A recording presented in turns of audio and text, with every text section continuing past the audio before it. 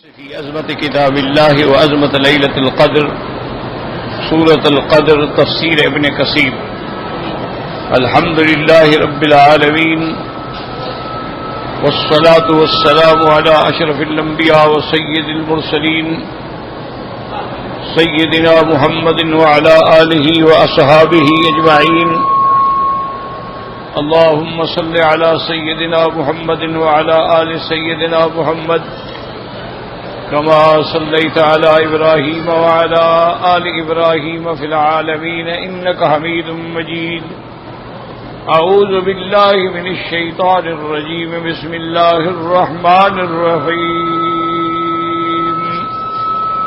إنا أنزلناه في ليلة القدر وما أدراك ما ليلة القدر ليلة القدر خير من ألف شهر تنزل الملائكة والروح فيها بإذن ربهم من كل أمر سلام هي حتى مطلع الفجر قال المؤلف والمفسر رحمه الله تعالى أدام النفع بعلومه وعلومكم في الدارين آمين إلى أن قال وقال ابن جرير حدثنا ابن حميد قال حدثنا حقاب بن مسلم عن المثنى بن الصباح عن مجاهد قال كان في بني إسرائيل رجل يقوم الليل حتى يصبح ثم يجاهد العدو بالنهار حتى يمسي ففعل ذلك ألف شهر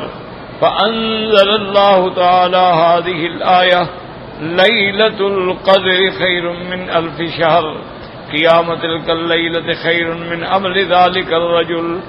اب ابن جریر رحمۃ اللہ علیہ نے اس سند کے ساتھ یہ روایت نقل فرمائی ہے حضرت مجاہد سے کہ بنو اسرائیل کے اندر ایک آدمی ایسا تھا جو ساری رات تہجد میں گزارتا تھا اور سارا دن اللہ کے راستے میں جہاد کرتا تھا اللہ کے دشمنوں سے۔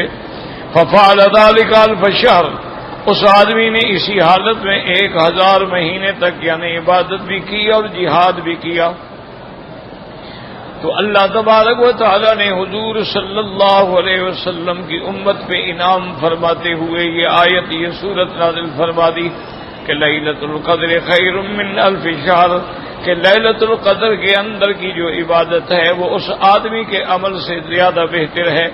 وقال ابن ابي حاتم اخبرنا يونس قال اخبرنا ابن وهب قال حدثني مسلمة بن علي عن علي بن عروة قال ذكر رسول الله يوما 4 من بني اسرائيل عبد الله 80 عاما لم يعصوا طرفة عين فذكر ايوب وزكريا وحزقيل بن العجوز ويوشع بن نون عليهم الصلوات والتسليم قال فأجب أصحاب رسول الله صلى الله عليه وسلم من ذلك فأتاه جبريل فقال يا محمد صلى الله عليه وسلم أجبت أمتك من عبادة هؤلاء النفر 80 سنة لم يعصوه طرفة عين فقد أنزل الله خيرا من ذلك فقرأ عليه إنا أنزلناه في ليلة القدر وما أدراك ما ليلة القدر لیلۃ القدر خیر من الف شہر هذا افضل مما عجبت انت وامتك قال وسر بذلك رسول الله صلی اللہ علیہ وسلم والناس معه۔ ابن ابی حاتم نے اس سند کے ساتھ علی ابن عروہ سے روایت نقل کی ہے کہ ایک دن حضور پاک نے صلی اللہ علیہ وسلم نے 4 آدمیوں کا ذکر کیا کہ بنی اسرائیل میں 4 آدمی ایسے گزرے ہیں جنہوں نے 80 سال تک اللہ کی عبادت کی اور ایک لمحے کے لیے بھی نافرمانی نہیں کی ہے۔ پھر آپ نے ذکر فرمایا کہ حضرت ایوب، حضرت زکریا، حضرت حزقیل، حضرت یوشع بن نون، یہ 4 بندے ایسے ہیں کہ جنہوں نے 80 سال تک اللہ تبارک و تعالیٰ کی عبادت کی اور ایک لمحے کے لیے بھی نافرمانی نہیں کی۔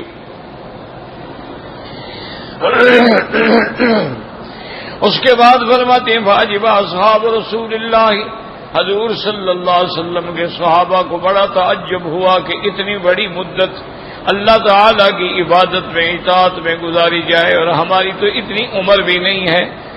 فأتاه جبریل، حضرت جبریل علیہ السلام تشریف لائے، فقال یا محمد صلی اللہ علیہ وسلم، نے فرمایا کہ حضور آپ نے بھی اور آپ کی امت نے بھی ان کی عبادت پہ جو تعجب کیا ہے کہ انہوں نے 80 سال تک اللہ کی عبادت کی اور نافرمانی نہیں کی، اللہ تبارک و تعالی نے آپ کو ان سے بھی زیادہ نعمت عطا فرما دی ہے۔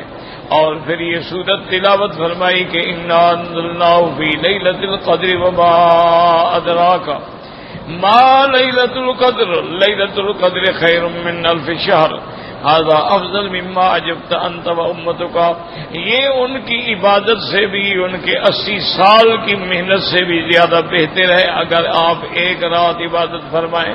فسر بذلک رسول اللہ صلی اللہ علیہ وسلم والناس معه، حضور پاک بہت خوش ہوئے کہ اللہ تبارک و تعالی نے میری امت پہ ایسا انعام فرما دیا ہے کہ ایک رات کی عبادت جو ہے وہ 1000 مہینے سے بہتر ہے۔ وقال سفیان الثوری بلغنی ان مجاہد لیلۃ القدر من خیر من الف شہر قال عملها صيامها وقيامها خیر من الف شہر۔ سفیان الثوری رحمۃ اللہ علیہ فرماتے ہیں کہ حضرت مجاہد رحمۃ اللہ علیہ نے اس آیت کی تفسیر میں ارشاد فرمایا کہ جو آدمی اس کے اندر روزہ رکھے، اس رات کے اندر عبادت کرے، اس رات کے اندر قیام کرے، وہ 1000 مہینے سے زیادہ بہتر ہے۔ رواہ ابن جریر وقال ابن ابی حاتم حدثنا ابو زرعہ قال حدثنا ابراہیم بن موسیٰ قال اخبرنا ابن ابی زائدہ بن جریج بن مجاہد لیلۃ القدر خیر من الف شہر لیس فی تلک الشہور لیلۃ القدر۔ حضرت مجاہد فرماتی ہیں کہ لیلۃ القدر کی رات 1000 مہینے سے بہتر ہے، لیکن ایسا 1000 مہینہ جس میں لیلۃ القدر نہ ہو، کیونکہ اگر ہو تو پھر وہ بھی خیر ہو جائے گی۔ وهكذا قال قتادہ ابن دعامة والشافعي وغير واحد وقال عمرو بن قيس الملائي عمل بیا خیر من عمل الف شہر۔ انہوں نے فرمایا اس کے اندر عمل کرنا جو ہے وہ 1000 مہینے کے عمل سے زیادہ بہتر ہے۔ وهذا القول بأنها أفضل من عبادة الف شهر ليس فيها ليلة القدر هو اختیار ابن جریر وهو الصواب لا ما أداه۔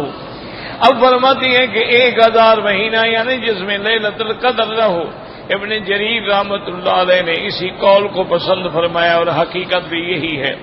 وهو كقوله تعالى رباط الليلة في سبيل الله خير من ألف ليلة فيما سواه من المنازل۔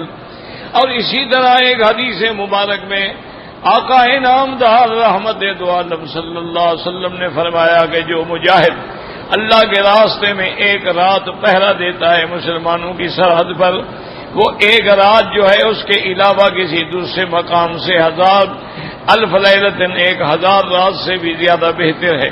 رواہ احمد وکما جاء فی قاصد الجمعۃ بحیۃ حسنۃ من نیۃ صالحۃ انه یقبل له عمل سنۃ من اجر صیامها وقیامها الى غیر ذلك من المعانی المشابهۃ لذلك۔ اور اسی طرح ایک حدیث مبارک میں آیا ہے کہ جو بندہ جمعہ کے دن اچھے طریقے سے غسل کرے، اچھا لباس پہنے، اچھی شکل اور اچھی حیت کے ساتھ اور صحیح نیت کے ساتھ خالص اللہ کی عبادت کے لیے جمعہ کی نماز میں حاضر ہو اور ادا کرے، اللہ اس کو 1 سال کا اجر عطا فرماتے ہیں۔ جیسے اس نے 1 سال روزے بھی رکھے ہوں اور قیام بھی کیا ہو، اس کو اللہ تبارک و تعالی اس کا اجر عطا فرماتے ہیں۔ تو اصل بات یاد رکھیں کہ یہ سارے جو ہیں یہ ہیں انعامات الہی، اللہ کے انعام، خاص حضور کی امت صلی اللہ علیہ وسلم، اور وہ ہر قسم کے انعامات۔ لیلۃ القدر کا ایک عظیم انعام ہے کہ اس کی عبادت 1000 مہینے سے بہتر ہے۔ اسی طرح جو مجاہد اللہ کے راستے میں 1 رات پہرا دیتا ہے وہ 1000 رات سے بہتر ہے۔ اسی طرح جو مسلمان جمعہ کے دن غسل کر کے خوشبو لگا کے کپڑے پہن کے بڑی اچھی شکل، اچھی حیت، اچھے لباس سے اور خالص اللہ کی رضا سے، یہ سب سے پہلی شرط ہے کہ ہر عمل میں نیت یہ ہو، کیونکہ اگر نیت میں کھوٹ ہو تو پھر کوئی ثواب نہیں ملتا۔ اگر ریا ہے، لوگوں کو دکھلاوا ہے، سمعت ہے، شہرت ہے، اپنے مریدوں کے سامنے دکھلانا ہے کہ حضرت دیکھیں جی کس وقت سے جمعہ کے لیے بیٹھے ہیں، تو پھر تو بجائے ثواب کے گناہ ہے۔ سب سے بڑی شرط یہ ہے کہ نیت خالص، عمرہ کریں نیت خالص، طواف کریں نیت خالص، حج کریں نیت خالص، نماز پڑھیں نیت خالص۔ اور دوسری بات یاد رکھیں کہ ہر عمل میں کامل توجہ کی بھی ضرورت ہے۔ اگر آپ عمل کر رہے ہیں اور اس میں کامل توجہ نہیں ہے تو پھر وہ ثواب حاصل نہیں ہوتا۔ مثلا آپ نے نماز شروع کی تو کامل توجہ ہو کہ اللہ اکبر، میں نے اللہ کی بڑائی کا اعتراف کیا، اور ایک ایک لفظ پہ نظر ہو کہ سبحانک اللہم و بحمدک و تبارک اسمک و تعالی جدک ولا الہ غیرک۔ اب رکوع میں جا رہا ہو تو اس کو پتہ ہو میں رکوع کر رہا ہوں،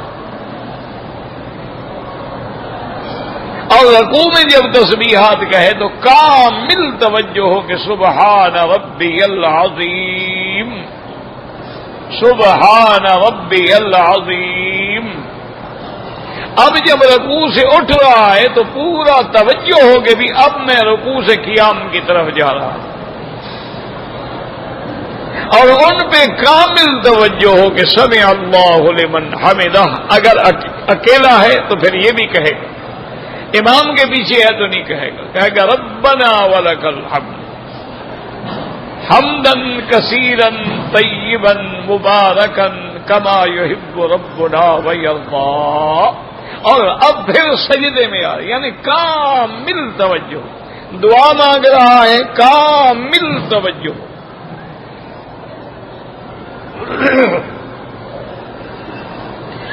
اور نیت خالص اللہ کے لیے ہو تو کتنا بڑا انعام ہے کہ بھئی ایک جمعہ کی نماز میں آپ کے کیا 2-3 گھنٹے لگیں گے، 1 سال کے روزے اور 1 سال کی تہجد کا ثواب مل جائے۔ یہ انعامات۔ اسی طرح آپ صبح کی نماز پڑھ کے جہاں آپ نے نماز پڑھی ہے وہیں بیٹھ جائیں۔ ہاں یہ الگ بات ہے کہ طواف کی جگہ ہے تو آپ ہٹ جائیں، مقصد ہے مسجد سے نہ نکلیں، اور کسی سے دنیا کی کوئی بات نہ کریں، قصہ کہانی، کیا حال ہے، کیسے ہو، تم کب آئے، تم کب جاؤ، بالکل نہیں۔ خالص اللہ کا ذکر کرے، اور سورج نکلنے کے بعد جب ایک نیزے کے برابر اوپر ہو جائے، یعنی یوں سمجھیں کہ اب یہاں پر سورج نکلتا ہے 6 بجے، تو کم از کم 10 منٹ بعد 15 منٹ بعد 2 رکعت نماز اشراق کی نیت سے پڑھ لے، اللہ اس کو کامل عمرے کا ثواب عطا فرما دیتا۔ اچھا اب دیکھیں عمرہ ہوتا تھا مکے میں، مدینہ شریف میں عمرہ نہیں، مدینہ منورہ میں طواف بھی نہیں، مدینہ منورہ میں صفا مروہ بھی نہیں، تو اللہ نے مدینے والوں پر بھی انعام فرما دیا کہ تم گھر سے نکلو، فجر کی نماز کے بعد مسجد قباء میں جا کے 2 رکعت پڑھ لو، تمہیں کامل عمرے کا ثواب۔ اللہ نے ان کو بھی عمرے کا ثواب عطا فرما دیا۔ اسی طرح اللہ نے انعام فرمایا کہ سورۃ الاخلاص یعنی قل هو اللہ احد اگر 3 دفعہ پڑھ لو تو تمہیں پورے قرآن کا ثواب مل جائے گا۔ یہ سارے انعامات ہیں، یہ اللہ کی طرف سے حضور کی امت کے لیے انعامات ہیں کہ وہ کام تھوڑا کریں لیکن اجر زیادہ ملے، لیکن اس کے باوجود بھی ہم محروم ہو جائیں تو پھر ہماری بدقسمتی کی انتہا ہے۔ اب دیکھو نا جی، ہر طرف رحمت کا دروازہ کھلا ہوا ہو، ہر طرف رحمت کی برسات ہو رہی ہو، ہر طرف رحمت کے دریا بہ رہے ہوں اور ہم جناب پیاسے بیٹھے رہے ہیں تو پھر ہماری بدقسمتی ہے۔ اس کا معنی یہ ہے کہ ہم ازلی طور پر شقی اور بدبخت ہیں کہ ہم اللہ کی ان نعمتوں سے اور رحمتوں سے فائدہ نہیں اٹھا رہے ہیں۔ باقی جتنی آپ اخلاص کے ساتھ، جتنی آپ جد و جہد کریں گے، اتنی ہی آپ کو اللہ تبارک و تعالی عطا فرمائیں گے۔ اور ساتھ یہ بھی یاد رکھیں اللہ وقت میں بھی برکت عطا فرما دیتے ہیں، یعنی تھوڑے وقت میں کام زیادہ۔ اب آپ خود اندازہ کریں کہ امام بخاری رحمت اللہ علیہ نے 16 سال کی عمر میں لاکھوں حدیثیں یاد کرنے کوئی کر سکتا ہے؟ اللہ تبارک و تعالیٰ نے امام بخاری سے ایسا کام لیا، ایک ایسی کتاب لکھی جو قیامت تک انشاءاللہ ہر مدرسے میں پڑھی جائے گی، بغیر کسی جھگڑے کے۔ حنفی مدرسہ ہے، شافعی ہے، مالکی ہے، حنبلی ہے، اہل حدیث ہے، کوئی مدرسہ ہے، بخاری شریف پڑھی جائے گی۔ اسی طرح تفسیر ابن کثیر دیکھیں اللہ نے کیسے مقبول فرمائی ہے کہ دنیا کے کسی مسلک کا مدرسہ ابن کثیر پڑھی جائے گی۔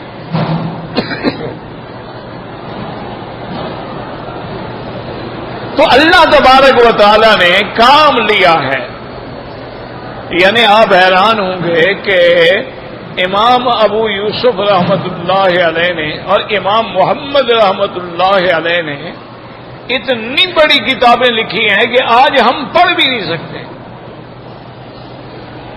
یعنی ہم مطالعہ بھی نہیں کر سکتے۔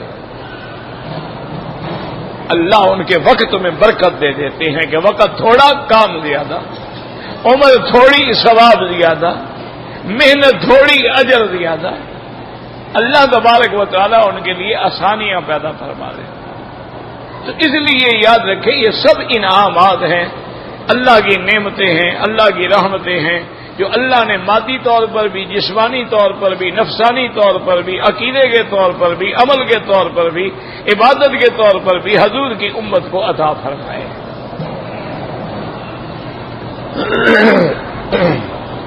وقال الامام احمد حدثنا اسماعیل بن ابراہیم قال حدثنا ایوب النبی قلابۃ النبی ہریرہ رضی اللہ تعالی عنہ لما حضر رمضان قال رسول اللہ صلی اللہ علیہ وسلم قد جاءکم شہر رمضان شہر مبارک افترض اللہ علیکم صیامہ تفتح فیہ ابواب الجنۃ وتغلق فیہ ابواب الجحیم وتغل فیہ الشیاطین فیہ لیلۃ خیر من الف الشہر من حرم خیرا وقد حرم۔ اب اس حدیث پاک میں امام احمد رحمت اللہ علیہ نے حضرت ابو ہریرہ سے روایت نقل کی ہے، وہ فرماتے ہیں کہ جب رمضان کا مہینہ آیا تو حضور پاک نے فرمایا کہ مسلمانوں قد جاءکم شہر رمضان، رمضان کا مہینہ آ گیا، شہر مبارک، ایسا برکت والا مہینہ، اللہ نے اس کے روزے تم پہ فرض کر دیے ہیں۔ یاد رکھو کہ رمضان کا مہینہ جو ہے اس کے روزے فرض ہیں۔ اگر کوئی بیمار ہے، کوئی سفر میں ہے، روزہ نہیں رکھ سکا، لازم قضا کرے گا کیونکہ یہ فرض روزے، حتیٰ کہ حیض والی عورت ہے، نفاس والی عورت ہے،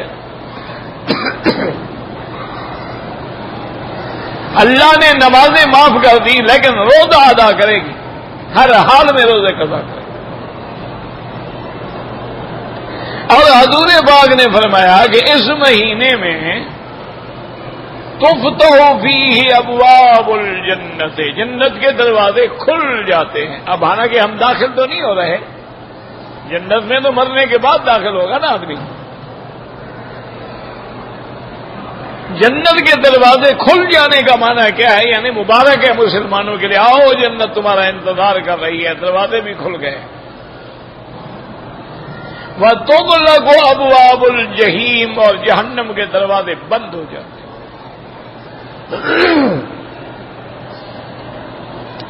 وَتُغَلُّ فِيهِ الشَّيَاطِينُ، اور شیطان جو ہے ان کو بند کر دیا جاتا ہے۔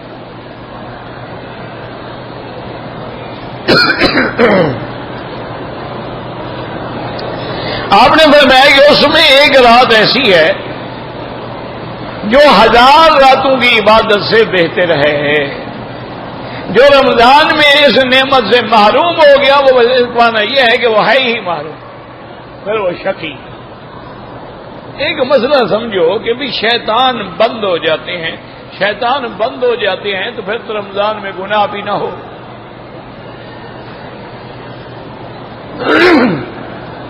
حالانکہ آپ دیکھتے ہیں کہ رمضان میں بھی گناہ ہوتے ہیں، اللہ معاف کرے، چوریاں بھی ہوتی ہیں، ڈاکے بھی ہوتے ہیں، زنا بھی ہوتے ہیں، شرابی شراب بھی پیتے ہیں، گانے بجانے بھی ہوتے ہیں۔ تو شیطان کے بند کرنے کا معنی یہ ہے، یاد رکھو کہ اگر شیطان بند نہ ہوتے تو لوگ اس سے بھی زیادہ گمراہی میں مبتلا ہو۔ باقی یہ گناہ کیوں ہوتے ہیں تو ہمیشہ یاد رکھو، ایک گناہ وہ ہیں جو شیطان ہم سے کرواتا ہے، اور ایک گناہ وہ ہیں جو ہمارا نفس ہم سے کرواتا ہے۔ تو شیطان جو ہے بند ہو جائے، ہمارا نفس تو ہے۔ اور اسی طرح بعض علماء نے فرمایا کہ شیطان دو قسم کے ہوتے ہیں، جنات میں بھی ہوتے ہیں، انسانوں میں بھی ہوتے ہیں۔ تو وہ جنات والے شیطان تو بند ہو گئے، لیکن انسانوں والے شیطان تو کھلے ہوئے ہیں۔ تو اس لیے برائیاں ہوتی ہیں، لیکن جن کو اللہ تبارک و تعالی نے رمضان المبارک کی شان عطا فرمائی ہے، وہ تو یعنی جیسے بزرگوں نے لکھا ہے کہ شعبان کا مہینہ استقبال میں گزارتے تھے، اور رمضان کے بعد شوال کا مہینہ اس کے غم میں گزارتے تھے کہ ہائے وہ رحمت والا مہینہ چلا گیا۔ اور اس کے بعد پھر اشہر حج شروع ہو گئے۔ اللہ کی دیکھیں نا کہ رمضان میں آپ کو گناہوں سے پاک کر دیا، اب حج کے لیے تیار ہو جائے، اب اشہر حج شروع ہو گئے۔ تو یہ اللہ کا ایک نظام ہے کہ میرے بندے جو ہیں وہ ہر وقت میری نعمتوں سے اور میری رحمتوں سے زیادہ فیض حاصل کریں۔ رواه النسائی من حدیث ایوبی ولما كان ليلة القدر تدريبات عبادت الف شان ثبت في الصحيحين۔ اب مفسر فرماتا ہے کہ لیلۃ القدر کی عبادت جو ہے وہ 1000 مہینے کی عبادت سے برابر ہے یا بہتر ہے۔ ثبت في الصحيحين یعنی امام بخاری اور امام مسلم النبی رضی اللہ تعالی عنہ ان رسول اللہ صلی اللہ علیہ وسلم قال من قام لیلۃ القدر ایمانا واحتسابا غفر له ما تقدم من ذنبه۔ حضور نے فرمایا کہ جو آدمی لیلۃ القدر کی رات میں قیام کرتا ہے ایمانا واحتسابا، دو لفظ ہیں یاد رکھو، ایمان بھی ہو اور اللہ سے ثواب طلب کرنے والا بھی ہو۔ احتساب کا معنی یہ ہے کہ اللہ سے اجر طلب کرنے والا بھی ہے۔ تو اب ایک رات کا قیام کرنے سے اللہ اس کے جتنے پہلے گناہ ہیں وہ سارے کے سارے معاف فرما دیتے ہیں۔ وَقَوْلُهُ تَبَارَكَ وَتَعَالَى، یاد رکھو کہ لیلۃ القدر میں اللہ نے خاص طور پہ 3 چیزوں کا ذکر کیا، یاد رکھو۔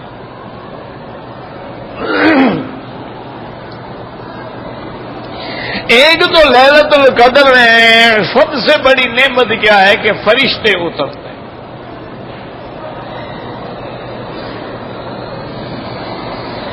اور دوسری نعمت کیا ہے والروح کہ جبریل بھی اترتا ہے، اور تیسری رحمت کیا ہے کہ سلام، یہ رات سلامتی کی رات ہے صبح تک۔ تو یہ 3 نعمتیں ہیں ایک رات میں۔ تنزل الملائکہ، تو بعد علماء نے فرمایا کہ سارے ملائکہ اترتے ہیں،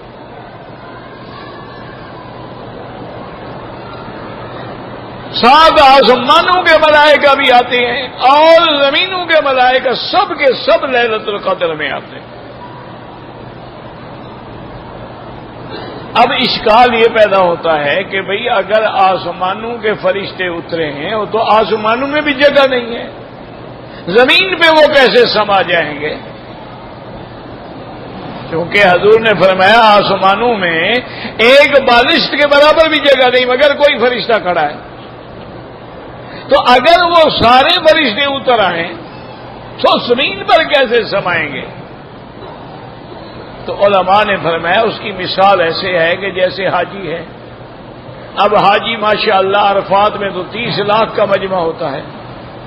اب 30 لاکھ آدمی تو ایک دفعہ حرم میں طواف نہیں کر سکتا، لیکن کوئی آ رہا ہے کوئی جا رہا ہے، کوئی آ رہا ہے کوئی جا رہا ہے، تو اللہ سب کو نصیب فرما دیتے ہیں. تو اسی طرح ملائکہ اتر بھی رہے ہیں چڑھ بھی رہے ہیں، اتر بھی رہے ہیں چڑھ بھی رہے ہیں، تو سارے ملائکہ کی حاضری ہو جاتی، تو اشکال باقی نہیں رہتا. اور دوسری بات کیا تھی کہ والروح اور جبریل اترتا. جبریل علیہ السلام کا اترنا جو ہے وہ بہت بڑی عظمت کی دلیل ہے. اچھا، اور ایک حدیث میں تو یہ بھی آتا ہے کہ ملائکہ باقاعدہ حضور کے امتیوں کو سلام بھی کرتے ہیں، اور بعض اللہ والوں کے ساتھ تو مصافحہ بھی کرتے ہیں.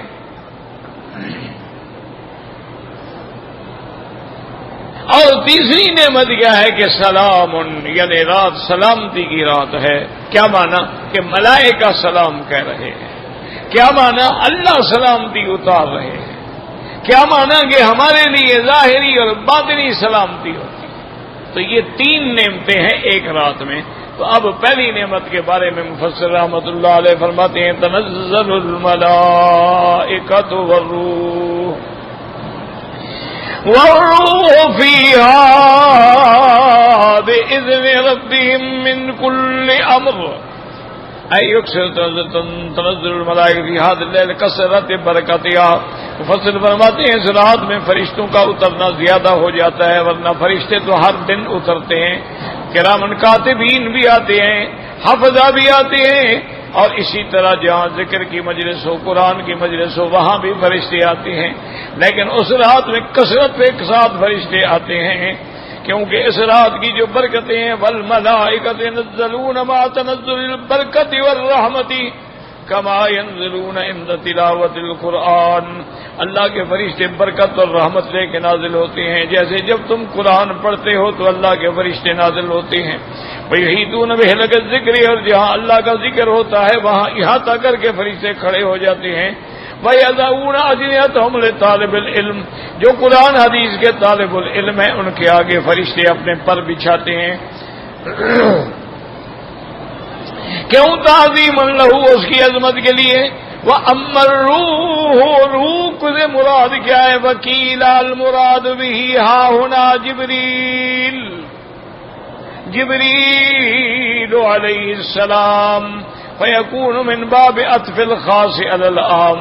کیونکہ پہلے اللہ نے فرشتے فرما دیے تو جبریل بھی تو فرشتہ ہے، اس کا ذکر آ گیا، لیکن پھر اللہ نے خاص طور پہ جبریل علیہ السلام کا ذکر کیا.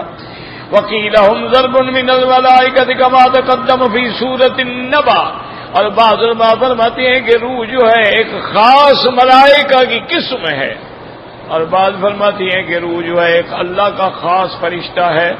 لیکن اکثر اور جمہور کی رائے یہ ہے کہ روح سے مراد جو ہے وہ جبریل امین ہے، کیونکہ دوسری جگہ قرآن میں تفسیر موجود ہے نزل بہ الروح الامین.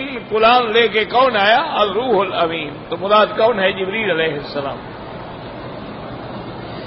وقوله تعالی من کل امر قال مجاہد سلام هي من كل امر. وقاسم سنتنا عیسیٰ بن قال نام مجاہد السلام هي قال هي سالمة لا يستطيع الشیطان يعمل فيها سوءا ويعمل فيها اذى. اب مفسر رحمۃ اللہ علیہ فرماتے ہیں ہر لحاظ سے ہر عمل سے سلامتی ہے. اور بعض علماء فرماتے ہیں سلام ان کا من ہے یہ رات سالمہ ہے، سلامتی سے ہے، پاک ہے، اس میں شیطان کوئی برائی نہیں کر سکتا، کسی مسلمان کو ایذا نہیں پہنچا سکتا. وقال تعالی غیر تقضى فی الامور تقدر الاجال واللذات. حضرت قتادہ فرماتے ہیں کہ اسی رات میں اللہ سارے سال کے امور جو ہیں اس کا فیصلہ فرماتے ہیں، اور جن کی اعمار ہیں ان کا فیصلہ فرماتے ہیں، اور ملائکہ کو باقاعدہ مطلع کر دیا جاتا ہے.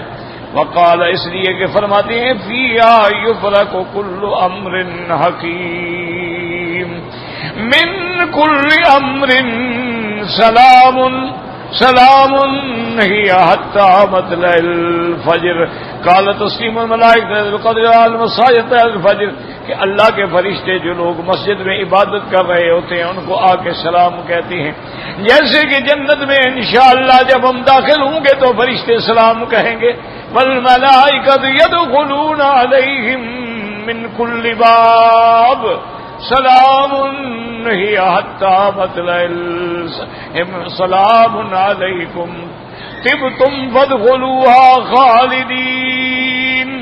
اس لیے فرماتی ہے روایت ابن جریر انبانو قال من کل امرئ سلام هي، انہوں نے فرمایا من کل امر نہیں، من کل امرئ یعنی ہر بندے کے لیے سلامتی ہے۔ ورول بیک بھی کتاب الوقات ان علی اثرا غریبا فی نزول الملائکۃ والمرسلین علی قدر رسول البرکۃ المرسلین۔ امام بیہقی نے اپنی کتاب میں فضائل اوقات میں ایک روایت نقل کی ہے، اس میں غرابت تو ہے لیکن اس میں انہوں نے لکھا ہے کہ اللہ کے فرشتے آتے ہیں، نمازیوں پہ گزرتے ہیں، نمازیوں کو سلام کرتے ہیں، چاہے ہم نہ سنتے ہوں لیکن ان کے سلام کے اثرات و برکات جو ہیں اس رات کے اندر موجود ہوتے ہیں۔ فروا ابن بیاد بن کعب الاحبار غریبا عجیبا متورا جدا فی تنزل الملائکۃ سدرۃ المنتہی صحبۃ جبریل علیہ السلام ودعاء من المؤمنات۔ اسی طرح اکابر احبار نے بھی ایک اثر نقل کیا ہے کہ لیلۃ القدر میں سدرۃ المنتہی سے جبریل کی قیادت میں اللہ کے سارے فرشتے اترتے ہیں، سارے فرشتے زمین پہ آتے ہیں اور مسلمانوں کو سلام بھی کرتے ہیں اور مومنین کے لیے اور مومنات کے لیے دعا بھی کرتے ہیں۔ وقال ابو داؤد الطیالسی حدثنا عمران عن القطان قال ابي ميمون ابي هريره قال في ليله القدر انها ليله صابئه او تاسعه وعشرين وان الملائكه تلك الليله في الارض اكثر من عدد الحصى۔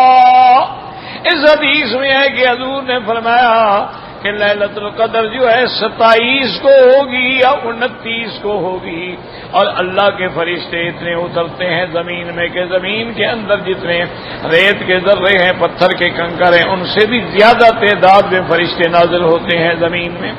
فقال مسلم الرحمن بن اللہ فی قول من کل امر السلام کا لا یدسیام، یعنی اس کے اندر کوئی برائی نہیں ہوتی۔ وقال قطار ذرفی کو سلام ہی یعنی ہی خیر کل علیہ صفی شر، یہ سارے کی ساری رات جو ہے سلام ہے، سلامتی ہے، اس کے اندر کوئی شر نہیں ہوتا، سب خیر ہی خیر ہوتی ہے۔ ویعید هذا المعنى ما رواه الامام احمد حدثنا حیوة بن شرین قال حدثنا بقیہ قال حدثنی بجیر بن سعد ان خالد بن معدان بعد صلى الله عليه وسلم قال ليلة القدر في العشر البواقي۔ حضور نے فرمایا کہ لیلۃ القدر جو ہے رمضان کے آخری 10 دنوں کے اندر تلاش کرو، اور ایک حدیث میں ہے کہ اس کو وتر کے اندر تلاش کرو، یعنی 21 کی رات ہے، 23 کی رات ہے، 25 ہے، 27 ہے، 29 ہے۔ من قامهن ابتغاء حسبتهن، جو آدمی ان راتوں میں جاگے گا اللہ کی رضا طلب کرنے کے لیے، فإن الله يفعل ما تقدم بما تأخر ليلته تسع أو سبع أو خامسة أو ثالثة أو آخر ليلة۔ حضور پاک نے فرمایا کہ جو آدمی ان راتوں میں عبادت کریں گے جاگیں گے، اللہ تبارک و تعالیٰ ان کے سارے گناہ معاف فرما دیں گے۔ اور یہ بھی فرمایا کہ ہو سکتا ہے کہ یہ رات 29 میں ہو، 27 میں ہو، 25 میں ہو، 23 میں ہو، یا رمضان کی آخری رات میں ہو، یعنی کسی وقت بھی ہو سکتی ہے۔ وقال رسول اللہ صلی اللہ علیہ وسلم ان امارۃ لیلۃ القدر انها صافیۃ بلجۃ کأن فیہا قمرا ساطعا ساکنۃ ساجیۃ لا برد فیہا ولا حر ولا یحل لکوکب یرمی بہ حتی یصبح۔ اور میرے آقا نے حضور پاک نے فرمایا کہ لیلۃ القدر کی نشانی کیا ہے؟ امارۃ لیلۃ القدر، لیلۃ القدر کی نشانی یہ بڑی صاف رات ہوگی، ٹھنڈی رات ہوگی، گویا کہ چاند بلند ہو کے کھڑا ہے، اور بالکل اس کے اندر نہ زیادہ ٹھنڈ ہوگی نہ گرمی ہوگی، بڑی معتدل رات ہوگی، اور اس رات میں کوئی ستارہ بھی نہیں ٹوٹے گا شیطان کو مارنے کے لیے۔ وَأَنَّ أَمَارَةَ أَنَّ الشَّمْسَ صَبِيَّةً تَخْرُجُ مُسْتَوِيَةً، اور آپ نے فرمایا کہ لیلۃ القدر کی ایک نشانی یہ ہے کہ صبح کو جب سورج نکلے گا تو بس ایسے ایک قرص ٹکڑا ہوگا، اس میں نور نہیں ہوگا، اس میں شعاع نہیں ہوگی. وَلَا يَحِلُّ لِلشَّيْطَانِ، فرماتے ہیں کہ چاند ایسے ہوگا جیسے سورج ایسے ہوگا جیسے چاند، یعنی اس میں کوئی گرمی سختی نہیں ہوگی، اور شیطان جو ہے وہ بھی اس کے اس رات کے اندر نہیں آ سکتا ہے، اور نہ شیطان سورج کے ساتھ نکل کے کھڑا ہو سکتا ہے. بہذا اسناد حسن المتغلابۃ بعد الفاظین قالت وقال ابو داود الطیالسی حدثنا زمعة سلمة بن وهرام عن اکرمہ بن عباس قال فی لیلۃ القدر لیلۃ سمحۃ طلقۃ، بڑی رحمت والی بڑی معتدل رات ہوگی، لا حارۃ ولا باردۃ، نہ گرم ہوگی نہ ٹھنڈی ہوگی، اور تصبح شمس بیت ضعیفۃ حمراء، اور صبح جب سورج نکلے گا تو بالکل کمزور ہوگا، اس کے اندر شعاع نہیں ہوگی، بالکل ٹکڑی ہوگی بس. رواه ابن عاصم النبي بإسناد جابر بن الله عنه قال إني رأيت ليلة القدر ونسيتها وهي في الأشهر الأواخر من لياليها وهي طلقة بلجة لا حارة بعد كان فيها قمر لا يخرج الشيطان حتى يضيء فجرها. حضور پاک نے فرمایا کہ مجھے لیلۃ القدر کی علامت لیلۃ القدر بتلا دی گئی کہ یہ لیلۃ القدر ہے، لیکن پھر اللہ نے بھلا دی، میں صحابہ کو نہیں بتا سکا. وہ رات ایسی ہوگی کہ معتدل رات ہوگی، رحمت والی، نہ گرمی ہوگی نہ زیادہ ٹھنڈک ہوگی، اور ان راتوں میں چاند کے ساتھ یا سورج کے شیطان، کیوں سورج کے ساتھ شیطان کھڑا ہو جاتا ہے، اسی لیے حکم ہے نا کہ جب سورج نکل رہا ہو نماز نہ پڑھو، کیونکہ اس وقت شیطان آگے کھڑا ہوتا ہے تاکہ گویا کہ لوگ میری عبادت کر رہے ہیں. لیکن اس کے اندر اس دن جو ہے وہ شیطان نہیں کھڑا ہو سکتا اور نہ ان کے ساتھ نکل سکتا ہے. تو یہ علامات حضور صلی اللہ علیہ وسلم نے بیان فرمائی ہیں. اور ویسے بھی یاد رکھیں کہ بہت سارے اولیاء اللہ ہیں جن کو باقاعدہ لیلۃ القدر کے برکات محسوس ہوتے ہیں اور وہ سمجھ لیتے ہیں کہ بھی آج لیلۃ القدر، اور اس کی ایک عام نشانی تو وہ ہے نا جو حضور نے فرما دی کہ وہ رات معتدل ہوگی، نہ ٹھنڈی ہوگی نہ گرم ہوگی.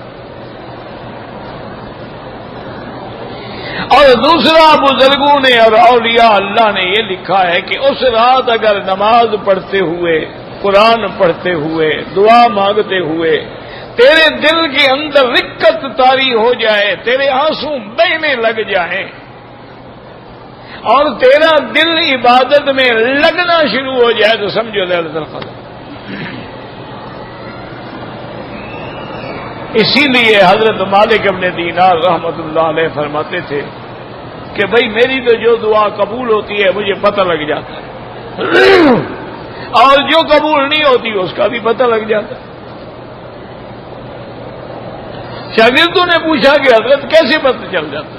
مانا یہ ہے کہ اس دعا کے ہونے سے پہلے ہی پتہ لگ، کام ہونے کے بعد تو سب کو پتہ لگ جاتا ہے نا.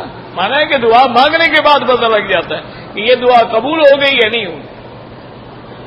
انہوں نے پوچھا حضرت کیسے پتہ؟ پر میں جس دعا میں مناجات کرتے ہوئے مانگتے ہوئے لذت آ رہی ہو، بدن کانپ رہا ہو، بال کھڑے ہو جائیں، دل میں رکت اور خوف طاری ہو جائے اور آنکھوں سے آنسو بہنے لگ جائے، میں سمجھ جاتا ہوں رب راضی ہو گیا، میری دعا منظور ہو. اور اگر دعا کر رہے ہیں اللہ یہ بھی عطا فرما دے اور یہ بھی دے دے اور یہ بھی دے دے اور یہ بھی دے دے اور یہ بھی دے دے، اور کوئی نہ دل مائل ہے نہ دماغ مائل ہے نہ عقل مائل ہے نہ طبیعت کے اندر رغبت ہے، تو سمجھ لیتے ہیں کہ یہ دعا منظور نہیں.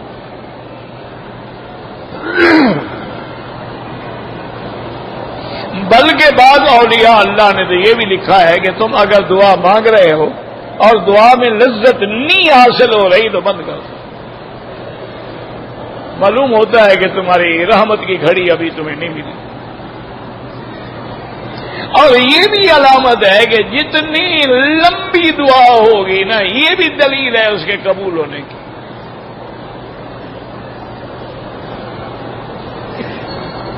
اور اپنی ہر چیز چھوٹی ہے یا بڑی وہ اپنے اللہ کے سامنے رکھے، اللہ سے مانگے۔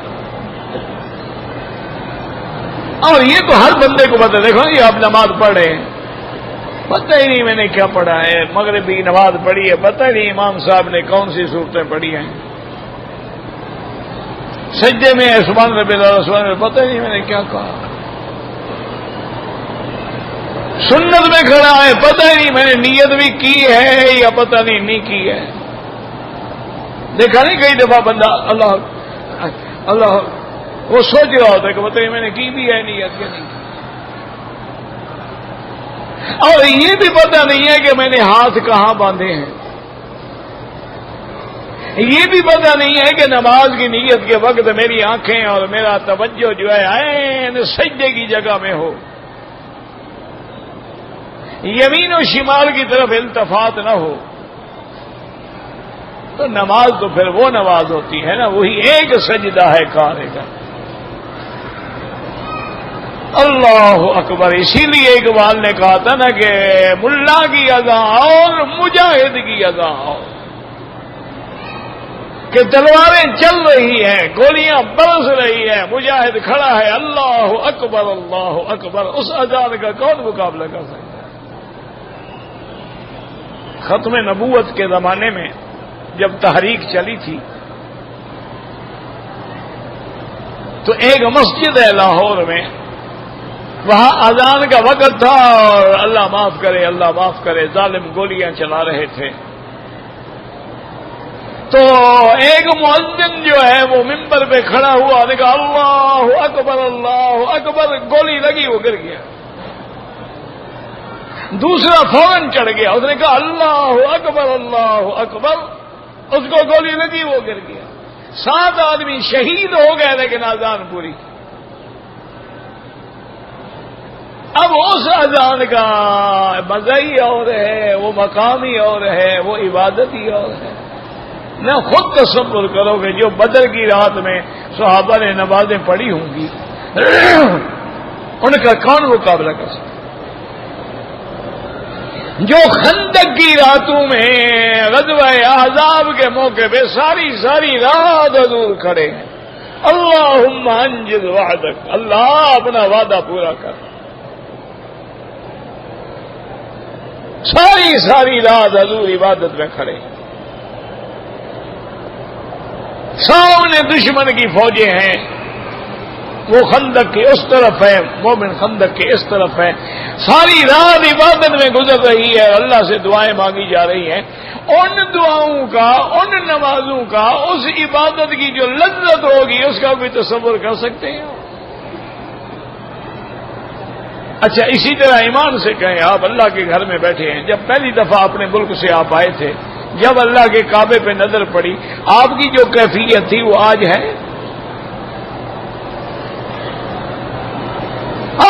رات دن حرم میں جماعت کے لیے بھاگ رہا ہے، نماز کے لیے بھاگ رہا ہے، طواف کے لیے بھاگ رہا ہے، اب جیسے پرانا ہوتا گیا، عادی ہوتا گیا، بے ادب بنتا گیا،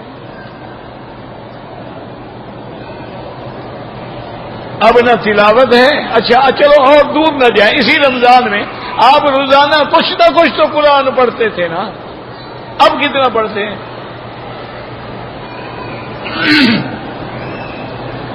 کیا مانا ہے؟ یعنی رمضان میں خدا اور تھا اب اور ہے، نعوذ باللہ، قرآن اور تھا اب قرآن اور ہے۔ بس اسی سے اندازہ کر دیا کریں گے ہماری باتیں قبول ہیں یا ہماری باتیں قبول نہیں ہیں۔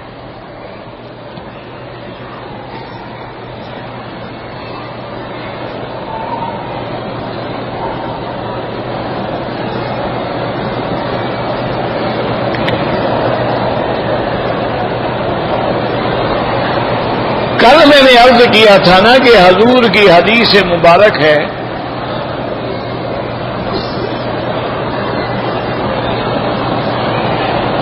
کہ ان تترک عائلتک اغنیاء خیر من ان یتکفف الناس،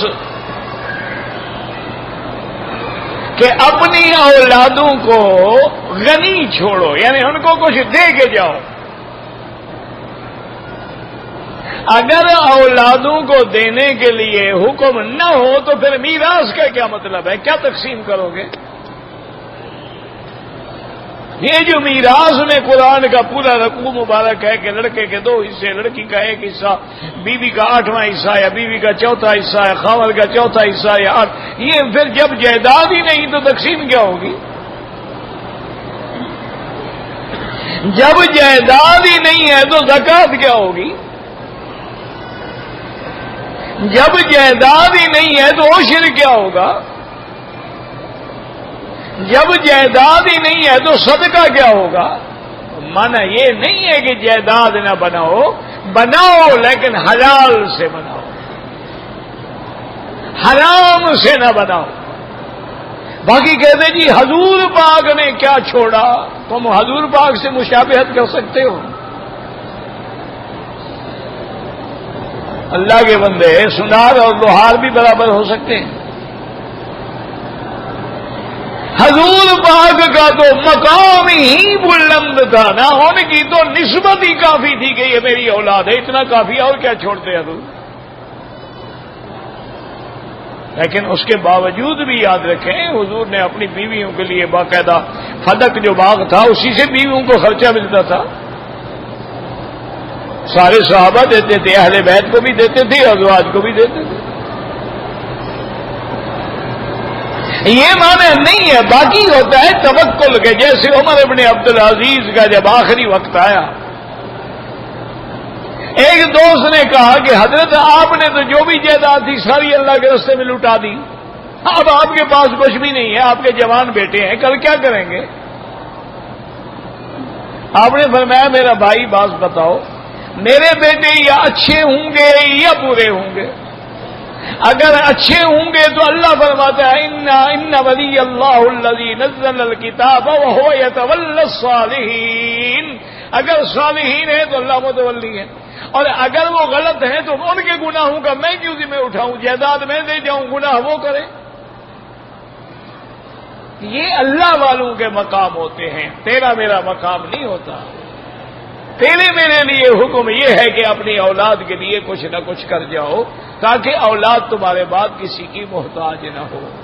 باقی انبیاء کا جو مقام ہے ان کا تو ورثہ ہی نہیں ہوتا نا، اللہ کے نبی کا تو میراث ہی نہیں ہوتا نا، لا نرث دینارا ولا درہما، حتیٰ کہ آپ کی تو زرہ جو ہے وہ بھی گروی میں رکھی ہوئی تھی، لیکن اس کے باوجود بھی اللہ کے پیغمبر نے اپنی زندگی میں سب کچھ دے دیا۔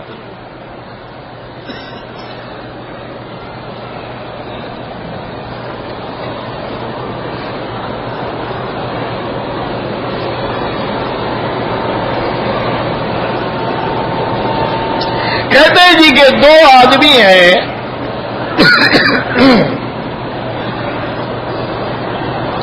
وہ حرم شریف میں تقریباً 40-45 منٹ نماز سے پہلے آئے۔ ایک آدمی بیٹھ گیا کہ مجھے صف اول کی نماز مل جائے، اور ایک نے طواف شروع کر دیا۔ تو جس نے طواف کیا اس کو تو صف اول نہیں ملی، وہ تو پھر کھڑی ہو گئی نا نماز میں۔ طواف کرنا افضل ہے، اس لیے کہ طواف کی عبادت کسی دوسری جگہ میسر ہی نہیں ہو سکتی۔ صف اول تو ہر ملک میں مل جائے گی نا، صف اول میں نماز پڑھنا تو ہر جگہ مل سکتا ہے، لیکن طواف تو کسی جگہ نہیں مل سکتا۔ تو مکے میں رہتے ہوئے نفلی عبادات سے، تمام مستحبات سے افضل یہ ہے کہ اللہ کے گھر کا طواف کریں۔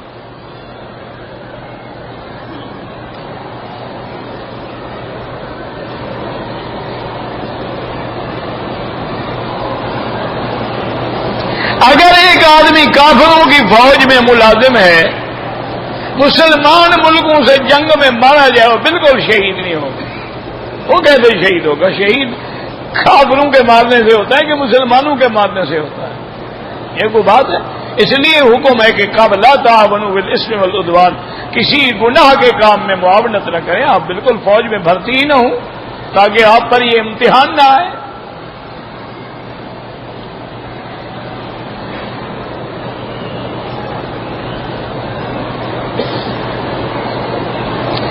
اخبار میں نے پڑھا ہے کہ اللہ کے راہ راستے میں خرچ کرنے کے لیے اپنی آمدنی کا ایک حصہ وقف کر دیں، یعنی خود مقرر کر لو بھی ہر مہینے میں 100 ریال دوں گا، یہ ایک حصہ ہو گیا بس، جتنی تمہاری طاقت ہے۔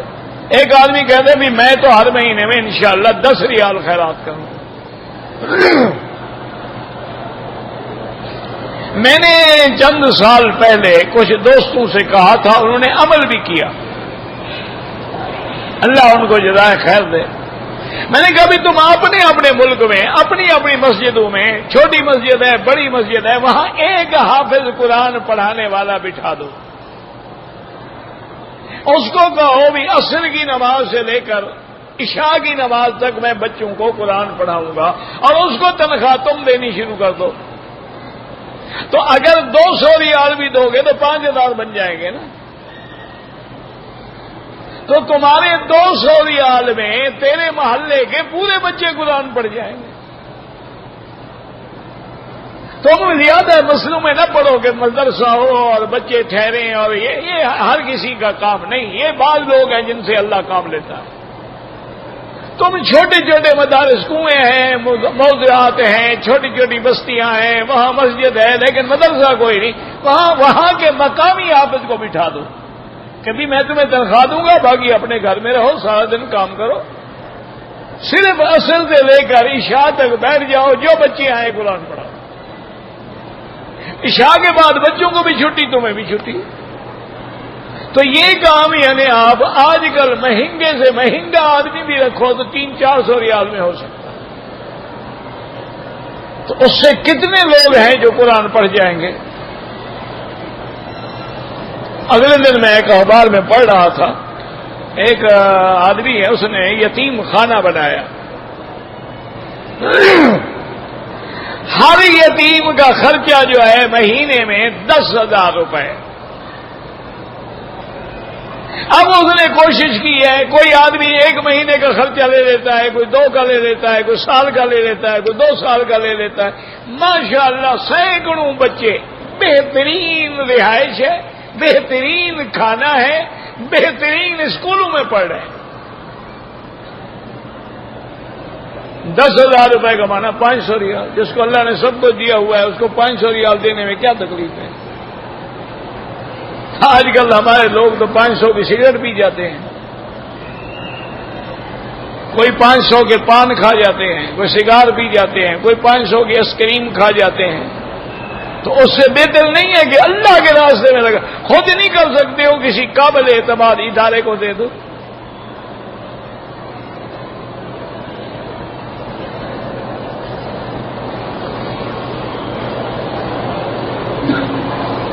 اگر ہم اپنے ملک میں فجر کی نماز کے بعد سورج کے نکلنے تک بیٹھے رہیں اور 2 رکعت پڑھیں، وہاں بھی عمرے کا ثواب ملتا ہے، کیوں نہیں ملتا ہے؟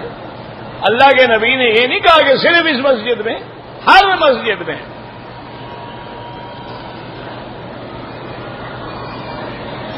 ایک آدمی پاکستان سے وزٹ پہ آیا ہے بغیر احرام کے، اگر وہ ڈپٹی پہ آیا ہے، ملازمت پہ آیا ہے، نوکری پہ آیا ہے تو کوئی جرمانہ نہیں، ورنہ دم پڑ گیا۔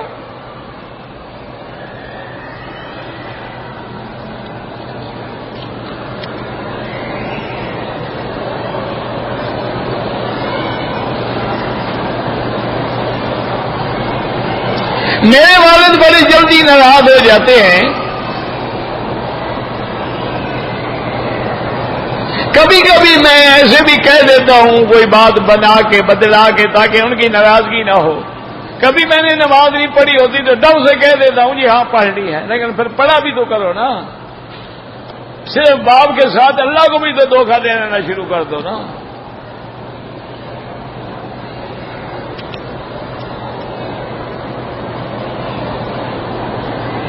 اگر ایک آدمی نے عمرہ کیا ہے، طواف کرنے کے بعد صفا مروہ نہیں دوڑا، احرام کھول دیا، دم پڑ گئی،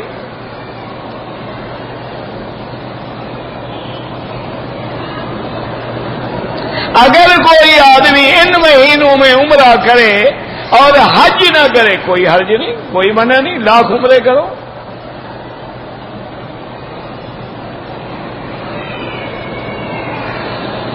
میں نے اپنے والد کے لیے حج کرنا ہے.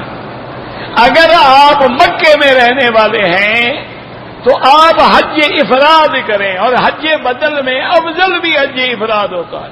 کوئی عمرہ نہ کریں, 8 ذی الحج کو احرام باندھیں, نیت کریں ہر کام میں اپنے والد کی اور حج کریں.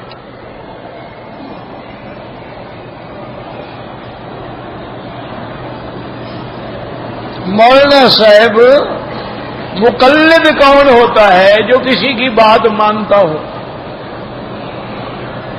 جو آدمی کسی عالم سے مسئلہ پوچھ کے بات مان لے وہ مقلد ہے. حرم کے اماموں کے نام جو ہیں لکھے ہوئے ہیں, جا کے پڑھ لو, دفتر میں لکھے ہوتے ہیں.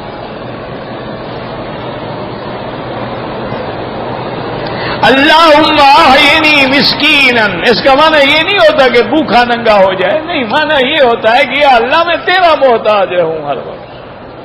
کتنے لوگ ہیں جو لاکھ پتی ہو کر بھی مسکین ہیں, اور کتنے لوگ ہیں جو بھوکے ہو کر بھی ان کا دماغ ٹھکانے نہیں ہوتا ہے. اور اسی لیے معنی ہوتا ہے کہ یا اللہ احینی مسکینا وامتنی مسکینا واحشرنی فی زمرۃ المساکین, کیونکہ فقراء جو ہیں ان کا درجہ قیامت میں بلند ہے.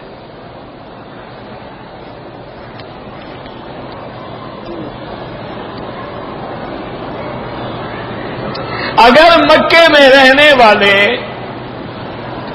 ایام اشہر حج میں یعنی شوال ذی القعدہ سے عمرہ کریں, حج فرض ہو جاتا ہے؟ بالکل نہیں.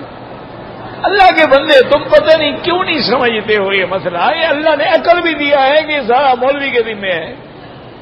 حج زندگی میں ایک دفعہ فرض ہوتا ہے. میں نے ایک حج کر لیا, بات ختم. اب دوبارہ مجھ پر کیسے حج فرض ہو گیا؟ حج ہمیشہ زندگی میں ایک دفعہ ہوتا ہے. یہ مسائل تو وہ ہیں کہ بھئی ایک غریب آدمی آیا عمرے کے لیے اور اجازت بھی رہنے کی ہے, حکومت کی طرف سے منع بھی نہ ہو. اب حج کے مہینے میں آ کے عمرہ کر لیا تو فقہا کہتے ہیں اب ضروری ہے کہ حج کر کے جائے. لیکن اگر اجازت کے بغیر آپ رہ نہیں سکتے, کوئی ضروری نہیں, تو آپ کے بس میں بھی نہیں ہے رہنا. آپ کو پہلے قانون تو اجازت ہے نا رہنے کی. یہ کہیں نہیں لکھا ہوا کہ چوری رہ کے حج کرو. تو بہرحال عمرہ کرنے سے حج فرض نہیں ہوتا. باقی اللہ نصیب کر دے تو خدا کا شکر ادا کرو. اللہم صلی علی سیدنا محمد وعلی آل سیدنا محمد وبارک وسلم. یا حی یا قیوم یا ذا الجلال والاکرام, یا ذا الجلال والاکرام, یا ذا الجلال والاکرام. اللهم نور وجوهنا بنور الإيمان, نور قلوبنا بنور العرفان. اللهم ارزقنا علوم الأحاديث والقرآن. يا معلم إبراهيم علمنا, ويا مفهم سليمان فهمنا. اللهم فرج هم المهمومين, نفس كرب المكروبين, وقض الدين عن المدينين, واشفنا واشف مرضانا ومرضى المسلمين. یا اللہ عالم اسلام پہ رحمت نازل فرما. یا اللہ اسلامی ملکوں سے اپنے عذاب رفع فرما. یا اللہ اسلامی ملکوں سے اپنے عذاب رفع فرما. یا الہ العالمین, عالم اسلام کی, مسلمانوں کی قدم قدم پہ حفاظت فرما. یا اللہ تمام بلاد اسلامیہ کی حفاظت فرما. حرمین الشریفین کو قیامت تک ہر فتنے میں محفوظ فرما. یا اللہ بے حیاؤں کو حیا عطا فرما. یا اللہ بے دینوں کو دین عطا فرما. یا اللہ بیماروں کو شفا عطا فرما. بے روزگاروں کو روزگار عطا فرما. قرض داروں کے قرض عطا فرما. یا اللہ ہمیں مانگنا بھی نہیں آتا, بغیر مانگے عطا فرما. ربنا آتنا فی الدنیا حسنۃ وفی الآخرۃ حسنۃ وقنا عذاب النار. صلی اللہ تعالی علی خیر خلقہ سیدنا محمد وعلی آلہ وصحبہ اجمعین. اللہم صلی علی سیدنا محمد وعلی آل سیدنا محمد وبارک وسلم.